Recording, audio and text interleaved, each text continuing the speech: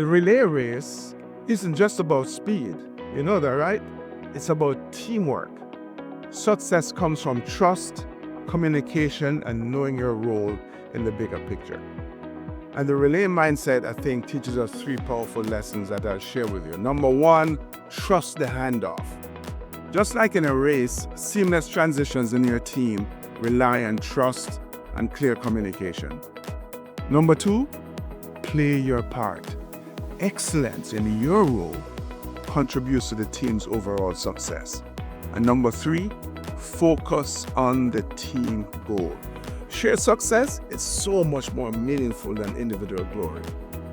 I've lived this as part of the Jamaican bobsled team where every push, every turn, and every decision was a collective effort.